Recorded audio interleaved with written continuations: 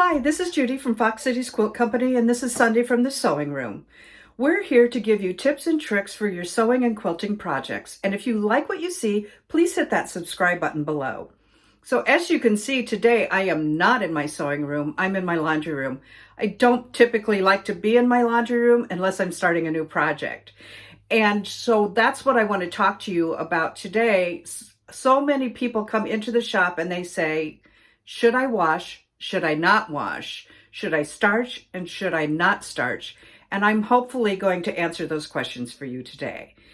I wash projects if I know they're going to be washed later down the road. So if I'm making a kid's quilt, I'll probably pre-wash the fabric. If I am making a quilt for a bed, I will typically wash the fabric. If I am making a wall hanging, I probably won't. And if I am making a table topper, chances are I'm going to wash that if it gets dirty. And so I will pre-wash that fabric. So let me talk to you about what I do wash and what I don't wash and what I do starch and what I don't starch. So I typically use several different products, and it depends, again, on what I'm doing with it. There are certain things that you do not want to wash, such as a layer cake and probably or a charm pack, or maybe a layer cake, which is 10-inch squares, or a jelly roll, which is 2.5-inch strips, or a honey bun, which is 1.5-inch strips. If you wash these, they tend to get a little distorted, and then you may not have enough for your cutting. I do sometimes wash fat quarters or a fat quarter bundle. Again, I will read the pattern first before I make that decision on whether to pre-wash it, because if I wash it and the agitation might shrink the fabric a little bit, and I want to make sure that I have enough fabric before I cut. So it's very important to read those patterns first. What I definitely do wash is projects that have large amounts of yardage. And so I am about to make this quilt here where it calls for 5.5 yards of the white and 4.5 yards of this gray fabric. I think that I'm going to be gifting this when I am done with it. And so it might get washed because it does have a white background. So I am going to pre-wash it. When I pre-wash something, I always add starch. And it depends on how big the piece of fabric depends on where I wash it. I don't have a wash tub in my laundry room, so if I have large pieces or large yardages of fabric, I will use my washing machine, and I'm going to show you how I do that in a second.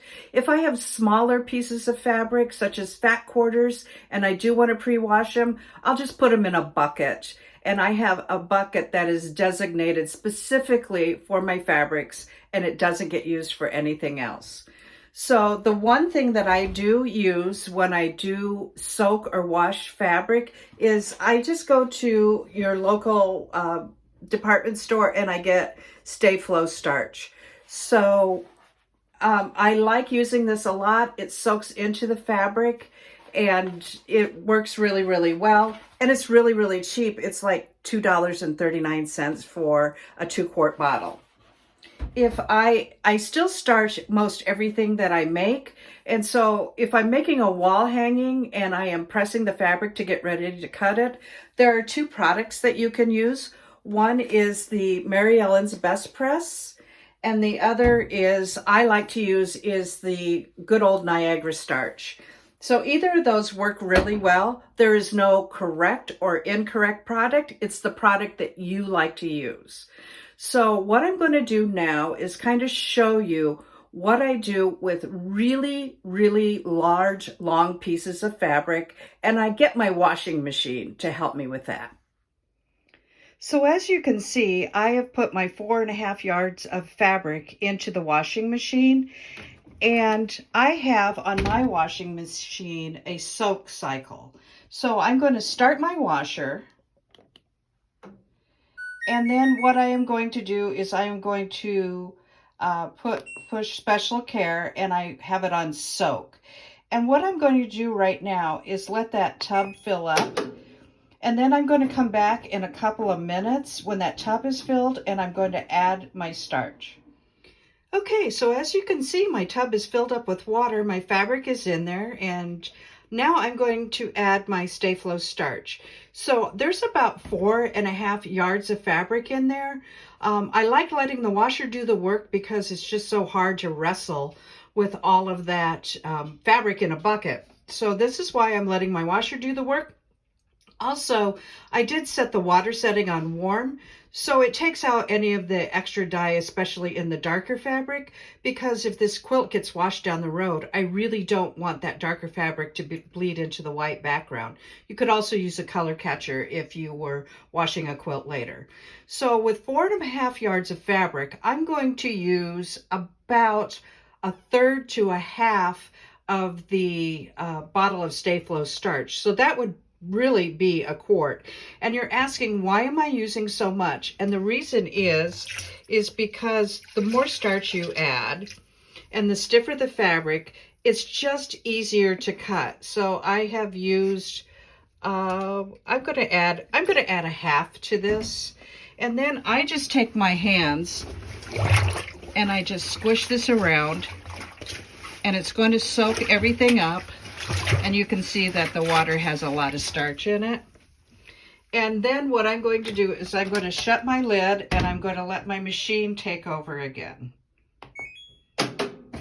And it's going to add more water, and it's also going to spin that fabric around, and it's going to get good and soaked. So I came back to check on my fabric, and as you can see, it's soaking just great now. And I can also see that I'm so glad that I pre-washed this, because I can see, and I'm not sure you can see it from the camera, but a little bit of gray did come out of that fabric. So I'm very happy about that that's coming out, so that when we wash this quilt down the road later, it won't bleed into the white. Okay, so my gray fabric is all done. It is out of the washing machine. I had it skip the rinse cycle and just go straight to spin because I didn't want it to rinse the starch out. What I do have here, and I wanted to show you, is my white fabric that was going to be the background. And yes, it does have a little bit of fraying on the edges, but now when I cut this, it's going to cut so much nicer than if I didn't have any starch in it.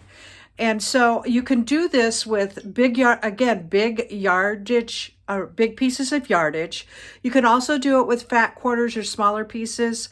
But the main thing is that I feel like if you starch your fabrics, then it's going to cut nicer and it's going to press nicer, and you're going to have a better outcome with your stitching.